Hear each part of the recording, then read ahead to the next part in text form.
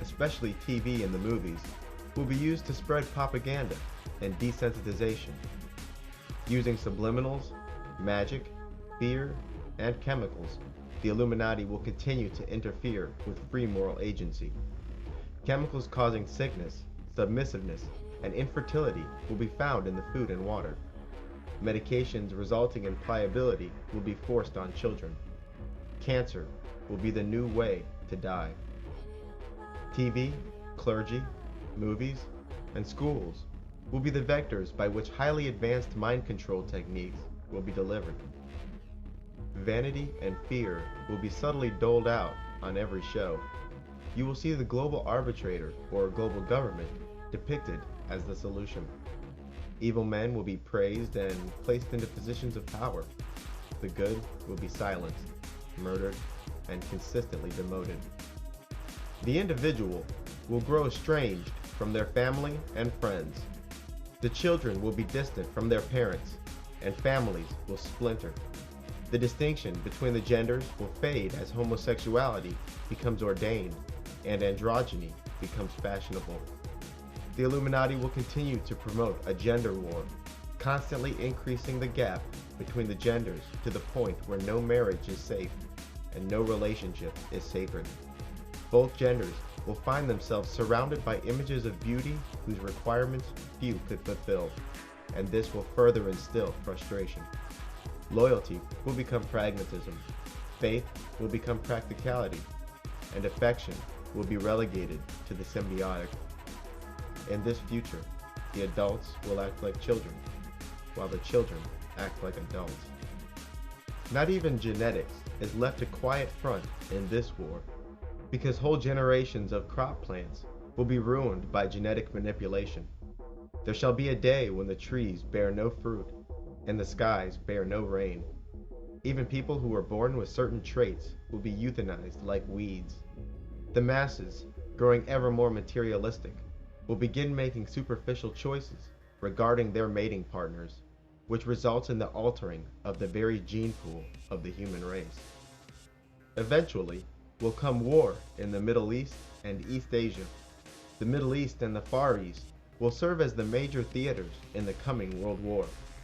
This global conflict will likely be initiated as a smaller war between America and her allies and rogue states like North Korea and Iran. Israel herself may engage Iran, while the South and North Koreas finally take to war. These smaller conflicts will soon draw in all the other world powers, namely China and Russia.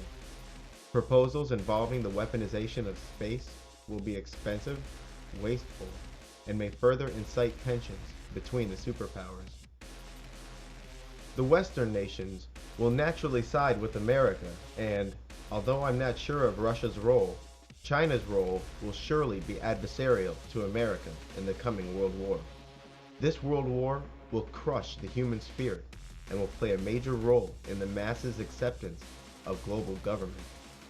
Even though the deliberately spoiled environment and the phony global warming crisis will continue to empower global government, in truth, only a devastating war could justify the dissolving of nations.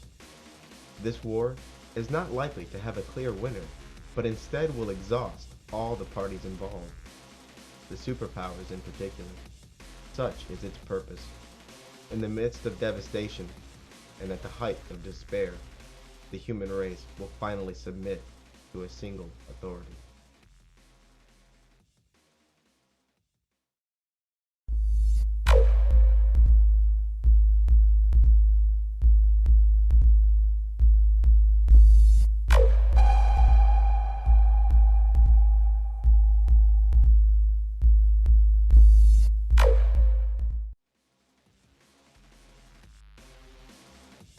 Most things related in this chapter are compiled from numerous satanic and occultic sources, both obscure and well-known. You don't have to believe the things written here, simply believe that many in the occult believe them. A recurring theme in mythology and the occult is the concept of a god or goddess having multiple aspects, similar to how your guardian angel, guardian demon, and spirit are three aspects of you. One of those aspects is good and pure, another is dark and selfish, and your fleshly manifestation is another aspect of you that stands between the two.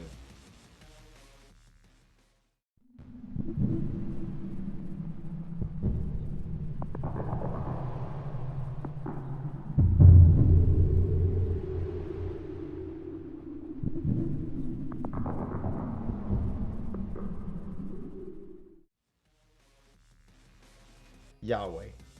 This is the Most High God, Jehovah, the God of Israel. He is also Zeus, Jupiter, Osiris, Jove, and Ahura Mazda. He is the Archon Emperor, the King of Heaven, and the Father of the Elohim. He is said to be the true father of the archangels Michael, Gabriel, Uriel, Raphael, and, before his fall, Sataniel. Satan, although in some accounts, is in fact Yahweh's brother. These sons of God were commonly equated with the children of Jehovah. Zeus is also said to have plenty of offspring. Modern-day Satanists often remark that Satan successfully stole Yahweh's quote-unquote creative power, and this belief has fueled much use of phallic symbolism. The planet is dotted with obelisks, like the Washington Monument, which are merely phallic symbols which represent the creative principle that Satan now possesses. It is the fire Prometheus stole from the gods.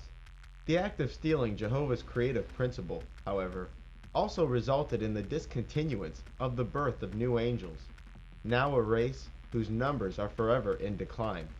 It is also remarked that Jehovah transformed his children, the archangels, into new kinds of beings when they were young. God exists outside of creation, and when God desires to drop down into the lower realms, such as heavens or earth, he is often described as no longer all-knowing, but instead capable of being deceived. Jehovah is frequently depicted as an aging old man whose love for humans exceeds his love for the race he spawned, the angels. Osiris, too, is said to have reclaimed all his parts except his phallus.